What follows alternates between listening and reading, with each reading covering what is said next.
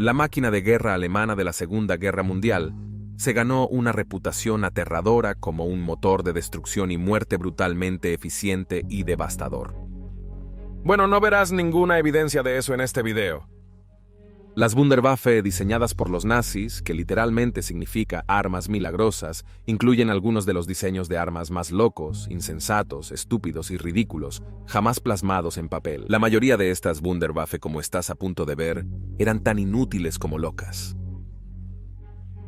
Excesivamente imprácticas para su construcción y producción masiva. La mayoría de las Wunderwaffe ni siquiera llegaron a ser prototipos, absorbiendo enormes cantidades de dinero y experiencia técnica. Estos dispositivos exóticos consumieron enormes cantidades de recursos alemanes mientras producían muy poca ventaja táctica o estratégica a cambio. En este episodio, vamos a hacer una inmersión profunda en el extraño y loco mundo de la Wunderwaffe nazi, centrándonos en los proyectos más locos, algunos de los sueños más descabellados de las mentes militares jamás convertidos en prototipo. Bienvenidos a Guerras del Mundo.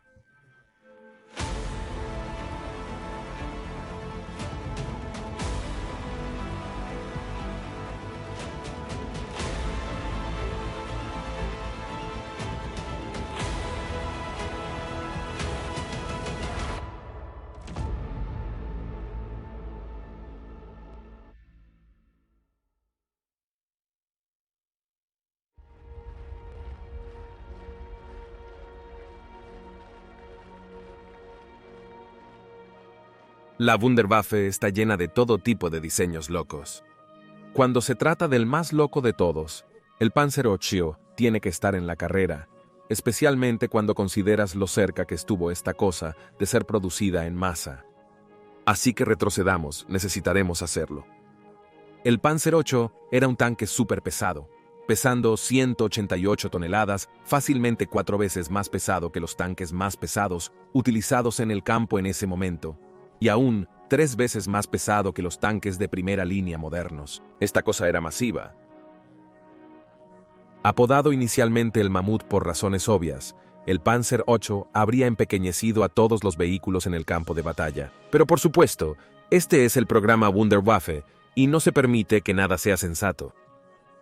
Por lo tanto, con un peso superior a 100 toneladas y una armadura de 7 pulgadas de espesor, el Panzer VIII es conocido como el Maus, tanto para quienes trabajaron en él, como para historiadores sorprendidos en todo el mundo. Honestamente, no podrías inventarlo. Esta poderosa máquina era más allá de lo ridículo. Originalmente armado con un cañón más pequeño, los diseñadores del Maus apuntaban a mantener la bestia por debajo de las 100 toneladas. Simplemente no se pudo hacer.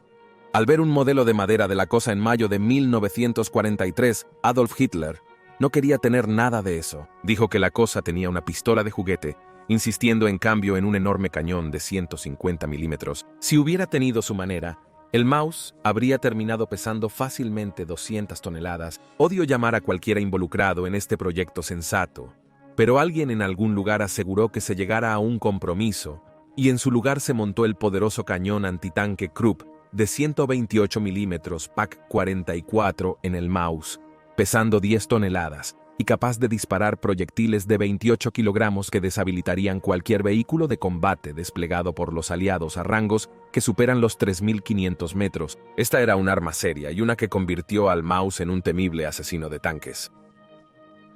Fue complementado por otro cañón de 75 milímetros, como el utilizado en los Panzerquarres, así como una ametralladora antipersonal M64, envuelto en armadura y con armas tan poderosas. Se pretendía que el Maus se utilizara como un tanque de ruptura, perforando agujeros en posiciones bien defendidas y emergiendo ileso. Habría sido un terror verlo en el campo de batalla.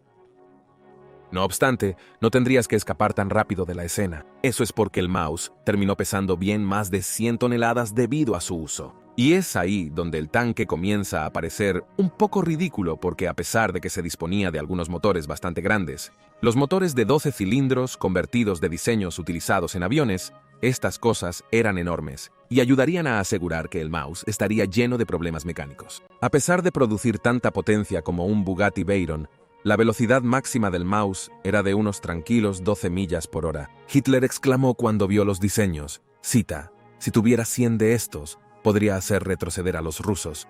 Bueno, incluso si eso fuera cierto y alerta de spoiler, no lo era.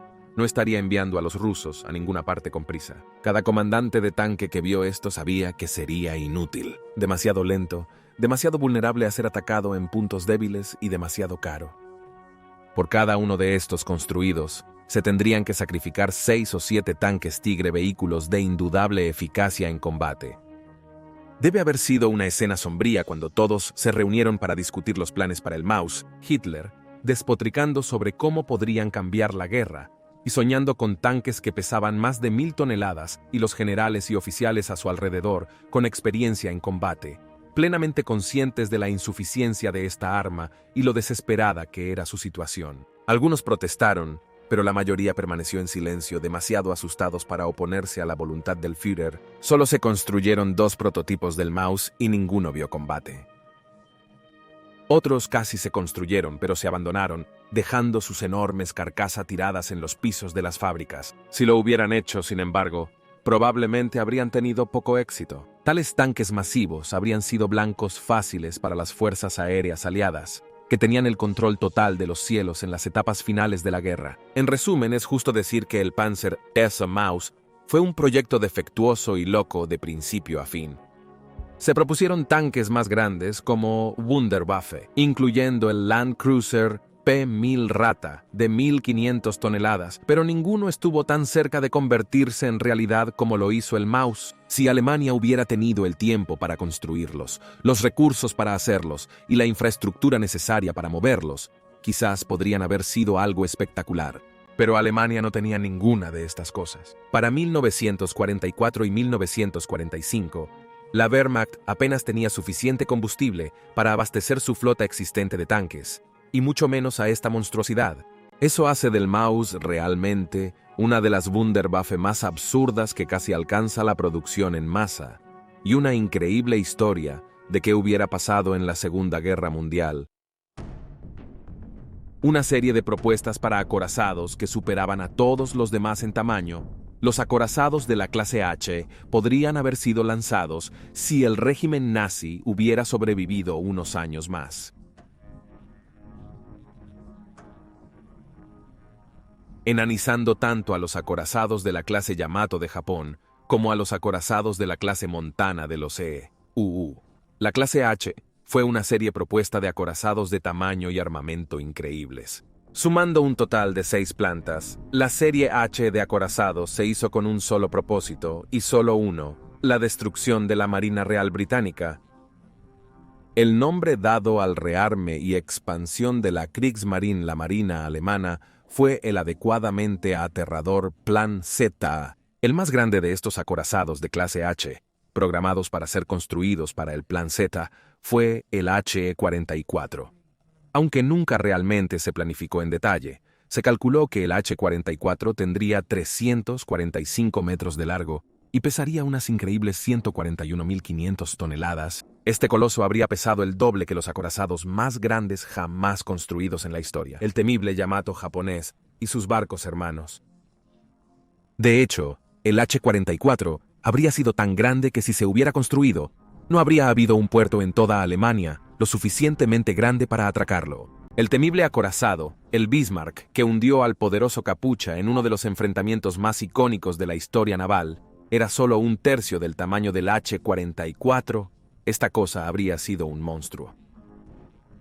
Pero ¿qué importa si los acorazados de la clase H eran tan largos y pesados como un portaaviones nuclear moderno de los EUU? Hablemos de las armas.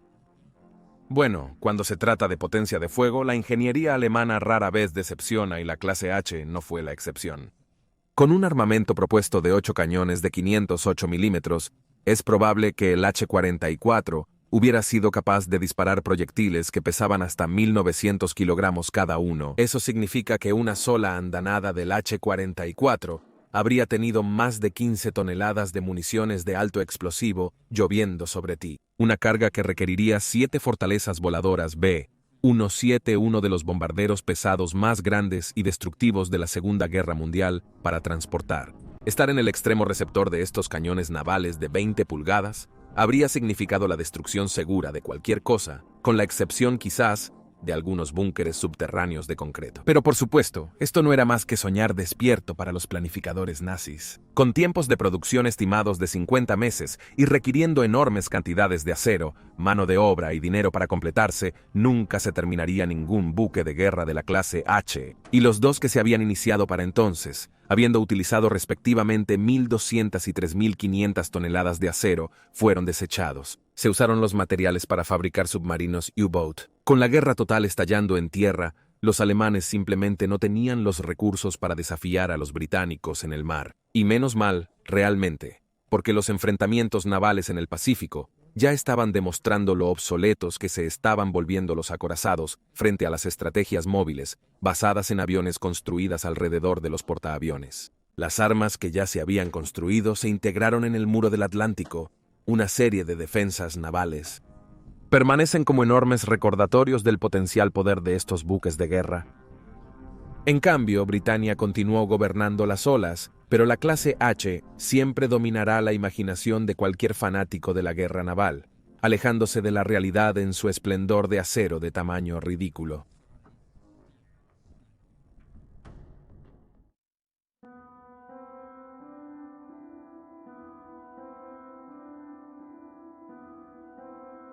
A estas alturas, debería estar bastante claro que los nazis persiguieron todo tipo de programas de armas ambiciosos e imprácticos durante el transcurso de la Segunda Guerra Mundial. El Messerschmitt Me-163 fue quizás el mejor ejemplo de esto.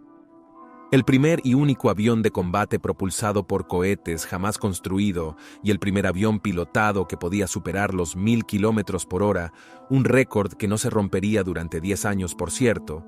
El increíble avión se ganó su apodo, el Cometa A, surcando el cielo en un resplandor de gloria. Los nazis habían sido pioneros en la tecnología de cohetes desde hace mucho tiempo, y aunque también estaban ampliando los límites en el uso de turbojets, las posibles aplicaciones de los cohetes a los aviones capturaron su imaginación. Sin necesidad de tomar aire, solo quemando los propelentes que llevaban, los aviones de cohetes tenían el potencial de ser increíblemente rápidos. Y para mediados de la década de 1940, con las ciudades alemanas siendo arrasadas por oleada tras oleada de bombarderos aliados, los nazis estaban desesperados por algo nuevo. El Me-163 Cometa era esa respuesta, y esta cosa merecía su apodo.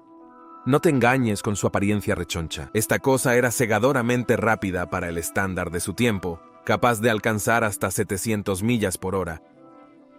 Aparentemente, casi se arrancó su estabilizador vertical en el proceso. A estas velocidades, el cometa era más del doble de rápido que la mayoría de los pilotos de cazas aliados, que rara vez superaban las 350 millas por hora. Un piloto de EEU, al presenciar un ataque a su escuadrón, describió al cometa como un murciélago surgido del infierno. Armado con cañones de 20 milímetros MG-151, así como algunos cañones gemelos MK-108 de 30 milímetros, el cometa podía derribar un avión de combate con un solo golpe y un bombardero en unos pocos más. Sin embargo, tendrían que hacer que esos disparos contaran, porque al crear tal empuje increíble, esta cosa consumía combustible y lo consumía rápido. Al alcanzar su velocidad de más de 1.000 kilómetros, el Me-163 se quedaba sin combustible en solo 7,5 minutos, después de lo cual planeaba para aterrizar. Por lo tanto, los pilotos solo tenían una oportunidad para dar en el blanco. En cabinas sin presurizar, experimentando fuerzas G que amenazaban a muchos con el desmayo y teniendo que alinear los disparos con aviones que viajaban mucho más lento que ellos. Puedes imaginar lo difícil que sería esto. Y los peligros. Tenemos que hablar de lo peligrosos que eran estos Me-163. Después de todo, un cometa no es solo rápido, sino también una señal de un inminente desastre. Lleno de combustible, de cohete volátil y tecnología aún en desarrollo, el Me-163 tenía tantas probabilidades de explotarse a sí mismo como de ser derribado. No es de extrañar que los pilotos alemanes no hicieran cola para tener la oportunidad de volar estas cosas. El propelente, una mezcla química conocida como Sestov, era corrosivo, tóxico y extremadamente volátil cuando se mezclaba. El diseñador del avión, Alexander Lippisch, dijo de esta sustancia, cita, «Si metes tu dedo en ella, solo sacas el hueso». Los Me-163 explotarían en la pista, preparándose para despegar, así como por pequeñas cantidades de daño durante el vuelo. El químico tóxico a menudo hería a las tripulaciones del avión, Y un desafortunado piloto, el señor José Oz, se disolvió por completo cuando la línea de combustible se rompió. Parecía que los nazis estaban empujando los límites en todo tipo de campos, incluyendo las formas más espantosas de matarse a sí mismos. No es ninguna sorpresa que los pilotos y tripulaciones alemanes llamaran a estas cosas las máquinas del infierno. ¿Entonces este loco avión impulsado por cohetes era realmente bueno?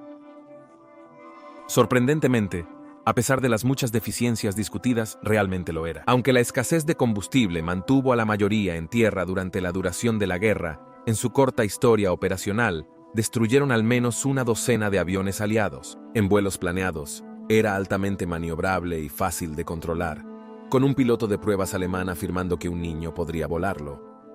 Gracias a un astuto tren de aterrizaje desmontable con un gran esquí en la base del avión, los aterrizajes resultaban notablemente seguros. De acuerdo, seguro, la cosa seguía explotando, y realmente luchaba para golpear a las aeronaves enemigas, pero las mejoras continuas a este enfoque innovador podrían haber solucionado eso. También se veía increíble en rojo.